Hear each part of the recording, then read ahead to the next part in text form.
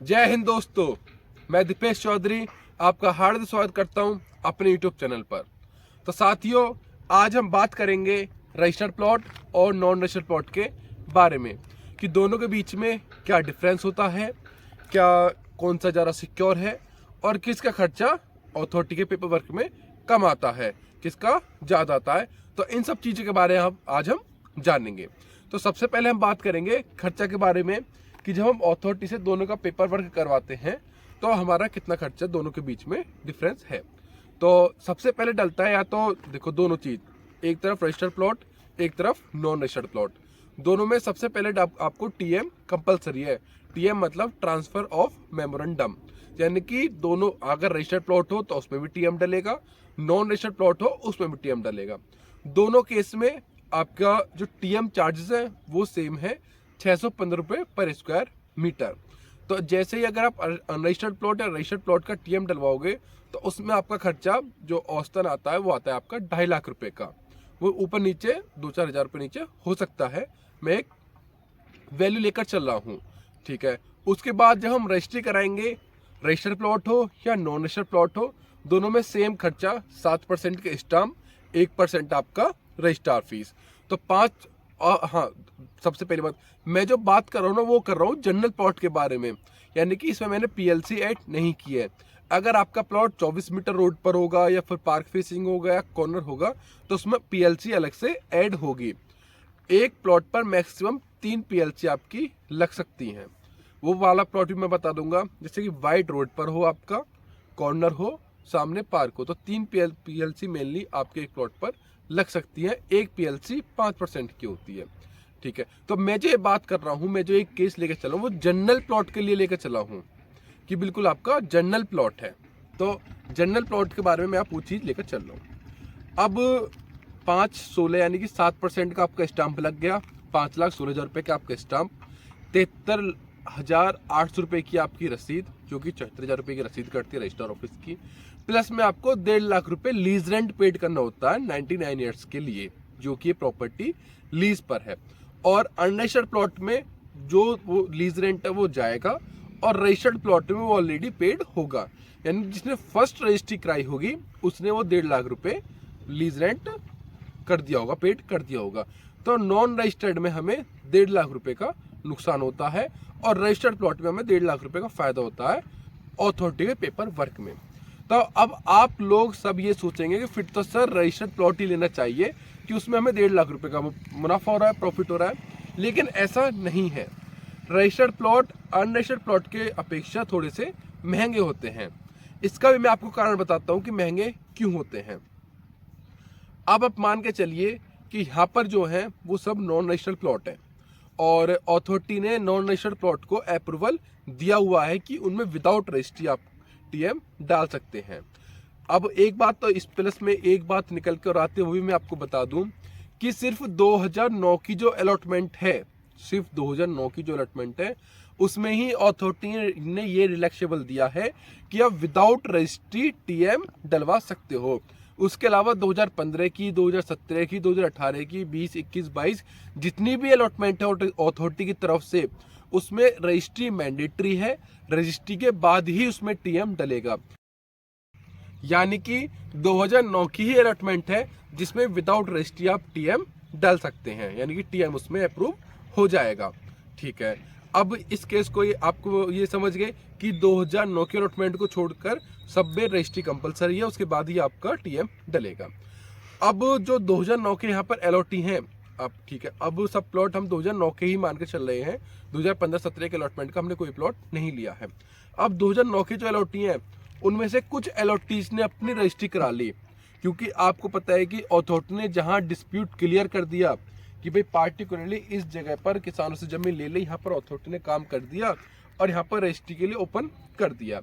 अब यहाँ के जो अलॉटी हैं उन्होंने अपनी रजिस्ट्री कराई, उनका रजिस्ट्री में जो खर्चा लगा उन्होंने ऐड कर दिया। अब वो फिर अपना सेल कर रहे हैं 4 या 5 महीने बाद। अब एक तो ये जैसे आई पॉकेट मान के चले, एक तो आई पॉकेट आपका जिसमें कि आपके रजिस्टर्ड प्लॉट मैक्सिमम ज़्यादा हैं। एक हमने दूसरा पॉकेट उठाया, हमने उठाया 5B या फिर 5C जिसमें भी अथॉरिटी का काम इतना नहीं हुआ है। तो दोनों के रेट के कंपैरिजन में लोकेशन ऑलमोस्ट दोनों की सेम है, थोड़ा बहुत फर्क है। अब जो हमें नॉन रजिस्टर्ड प्लॉट का आज का जो रेट चल रहा है वो अप्रॉक्स 2 CR का रेट है। अब हमने बताया कि सर आपका नॉन रजिस्टर्ड का प्लॉट का रेट है वो 2 CR है।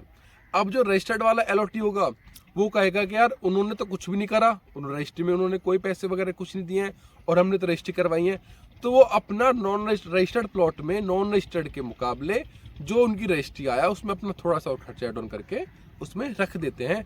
इसलिए रजिस्टर्ड प्लॉट नॉन रजिस्टर्ड से थोड़ा सा महंगा होता है, 10-15 लाख रुपए। ठीक है, अब कि सर इतना LOT की रजिस्ट्री में तो इतना खर्चा आता नहीं है, तो इतना खर्चा क्यों रखता है। दूसरी फिर आती है डिमांड एंड सप्लाई की बात। अगर मार्केट में 20 प्लॉट अवेलेबल है सेल के लिए, तो उनमें से 16 या 17 होंगे नॉन रजिस्टर्ड और 2 से लेकर 3 होंगे सिर्फ रजिस्टर्ड प्लॉट। यानी कि रजिस्टर्ड प्लॉट जो होंगे उनकी मात्रा कम होती है अनरजिस्टर्ड के मुकाबले, इसलिए वो थोड़े से महंगे होते हैं। तो हमने 2 टॉपिक पर बात करी। पहली बात करी कि खर्चा में क्या डिफरेंस है, दूसरी बात करी कि रजिस्टर्ड प्लॉट महंगे क्यों होते हैं नॉन रजिस्टर्ड से।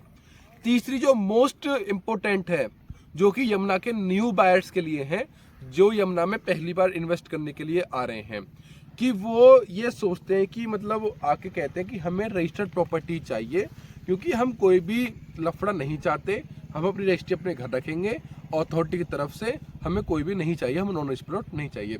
उन्हें ये नहीं पता होता है कि अथॉरिटी ने 2009 के LOTs को ये छूट दे रखी है कि अब विदाउट रजिस्ट्री उस पर TM अवेलेबल है। तो ये मैं बता दूं दोनों में सिक्योरिटी की बात, कि जितना रजिस्टर्ड सिक्योर है उतना ही नॉन रजिस्टर्ड प्लॉट भी सिक्योर है। क्योंकि नॉन रजिस्टर्ड प्लॉट, अब दोनों प्लॉट लेके चलते हैं, रजिस्टर्ड नॉन रजिस्टर्ड, दोनों में TM डाला, ठीक है, दोनों में रजिस्ट्री हुई।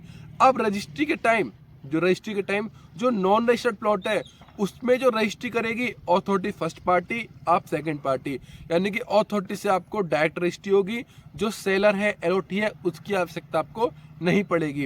एंड फर्दर जो रजिस्टर्ड केस है उसमें TM तो हो गया, रजिस्ट्री के टाइम भी जो सेलर है उसकी रिक्वायरमेंट पड़ेगी, क्योंकि फर्स्ट रजिस्ट्री तो उसके रजिस्ट्री जो है वो तो सेलर के नाम हो रखी है। अब सेलर तो आपको रजिस्ट्री करेगा तो उसमें तो सेलर की आवश्यकता पड़ेगी रजिस्टर्ड प्लॉट में, और नॉन रजिस्टर्ड प्लॉट में सिर्फ एक ही बार पड़ेगी। TM के टाइम वेरिफिकेशन के लिए आएंगे, प्लॉट आपके नाम हो जाएगा, प्लॉट की ओनरशिप आपको मिल जाएगी, आप उस प्लॉट के ओनर हो जाओगे, आप उस प्लॉट के LOT हो जाओगे।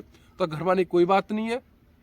अथॉरिटी में फिर 7 दिन के अंदर आपको TM लेटर मिल जाता है, जिसमें कि आपका नाम होता है कि फर्दर इस प्लॉट का मतलब इस पॉकेट में ये वाला प्लॉट आपके नाम हो गया है। तो सिक्योरिटी दोनों में बराबर है, आप रजिस्टर्ड लीजिए, आप नॉन रजिस्टर्ड लीजिए। रजिस्टर्ड प्लॉट, अब सर आप कहेंगे कि जब नॉन रजिस्टर्ड बराबर है तो फिर रजिस्टर्ड प्लॉट सेल क्यों, नॉन रजिस्टर्ड ही ज़्यादा सेल होनी चाहिए। नॉन रजिस्टर्ड ही प्लॉट ज़्यादा सेल होते हैं। रजिस्टर्ड प्लॉट उनके लिए है जिनको लोन की रिक्वायरमेंट है, जो या तो लोन शो करेंगे या फिर लोन लेते हैं प्लॉट के लिए, क्योंकि बैंक जो लोन करता है वो सिर्फ रजिस्टर्ड प्लॉट पे ही लोन करता है। जब तक प्लॉट रजिस्टर्ड नहीं होगा, जब तक बैंक लोन नहीं करेगा, जब तक एक पूरी प्लॉट की बाउंडेशन नहीं वो शो दिखा देगा अपने उसमें, जब तक रजिस्ट्री आपके जब तक लोन आपका नहीं होगा। अब दूसरी बात, अब इसमें एक चीज़ और मैं जोड़ कर चल रहा हूँ कि यमुना सेक्टर 18 सेक्टर 20 में बहुत सारी जगह ऐसी हैं जहाँ पर प्लॉट की डिमार्केशन नहीं है और वो प्लॉट रजिस्टर्ड हो रखा है। तो बहुत लोग पूछते हैं सर ऐसा कैसे हो जाएगा कि प्लॉट की तो डिमार्केशन है नहीं और उसकी रजिस्ट्री हो गई। ऐसा हो सकता है, उस केस में हो सकता है कि उस फर्दर लोकेशन पर कोई भी डिस्प्यूट ना हो, क्योंकि अथॉरिटी के पास पूरी फाइल है, हर चीज़ वो चेक कर लेते हैं खसरा संख्या खाता संख्या के जरिए। कि अगर जैसे कि मैं आपके पीछे दिखा रहा हूँ, ये वाला प्लॉट है आपका, जैसे 11 नंबर प्लॉट है, अब यहाँ पर अथॉरिटी ने अपनी डिमार्केशन वगैरह सब कुछ की हुई है, तो इसकी तो रजिस्ट्री अवेलेबल है जितनी भी है, ठीक है। अब इसमें क्या होता है कि यहाँ डिमार्केशन नहीं होती और खेती भी नहीं हो रही होती, तो ये अथॉरिटी के डिस्प्यूट एरिया से बाहर है, यानी कि अथॉरिटी को इसका कब्जा है, तो अथॉरिटी इन प्लॉट्स की रजिस्ट्री कर देती है। तो आइए आपकी बात समझ में। अगर अब भी आपका कोई भी यानी कुछ भी क्वेरी है तो आप मुझे कॉल कर सकते हैं 8800390427। मैं आपकी कॉल, आप मुझे कभी भी कैसे भी कॉल कर सकते हैं, मैं हमेशा आपके लिए अवेलेबल रहूँगा। तो इसी के साथ मैं विदा लेता हूँ आपसे, नमस्कार।